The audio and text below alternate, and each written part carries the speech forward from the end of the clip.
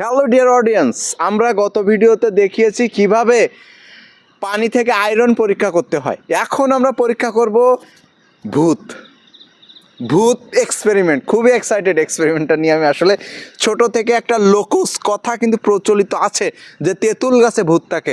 আসলেই কি তেঁতুল গাছে ভূত থাকে আমরা দেখব। সো লেটস গেট ইনটু ইট। সাথে কিন্তু বরাবরের মতোই থাকছে সায়েন্টিফিক ব্যাখ্যা, মন গড়া ব্যাখ্যা নয়।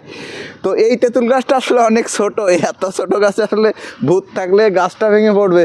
বাট আমরা শুরু করি সায়েন্টিফিক ব্যাখ্যা। বলা হয়ে থাকে যে তেঁতুল গাছে ভূত থাকে। আসলে ব্যাপারটা কিন্তু মোটেও তেমন নয়। কেন?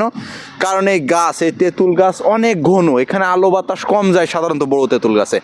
আর এই তেঁতুল পাতা দিনের বেলায় ফটোসিনথেসিস ঘটায়, সালোক সংশ্লেষণ ঘটায়। সালোক সংশ্লেষণে দিনের বেলায় তারা অক্সিজেন ছেড়ে দেয় এবং কার্বন ডাইঅক্সাইড গ্রহণ করে। বাট রাত হলে মানুষের মতো শ্বাস প্রশ্বাস গ্রহণ করে, মানে শ্বাস প্রশ্বাস কার্যক্রম হয়। অর্থাৎ রাত হলে কার্বন ডাইঅক্সাইড ছাড়ে, অক্সিজেন গ্রহণ করে। এখন রাতে যদি আমি বড়ো তেঁতুল গাছের সাইডে যাই, তবে কার্বন ডাইঅক্সাইড যখন বেশি ওরা ছাড়বে, আর কার্বন ডাইঅক্সাইড নাকের ভিতর দিয়ে যখন ঢুকবে, হিমোগ্লোবিন হ্রাস করবে এবং আমাদের প্রশ্বাস কিন্তু ভারী হবে। পরিশেষে মনে হবে ভূত কিন্তু আমাদের গলা চেপে ধরতেছে। এটা আসলে সায়েন্টিফিক ব্যাখ্যা। চ্যানেলের সাথেই থাকুন, ইউটিউবে সাবস্ক্রাইব করুন। খুবই দারুণ দারুণ, মানে একেবারে জীবন লাইফ রিলেটেড ভিডিও আসতে চলেছে। ধন্যবাদ সবাইকে।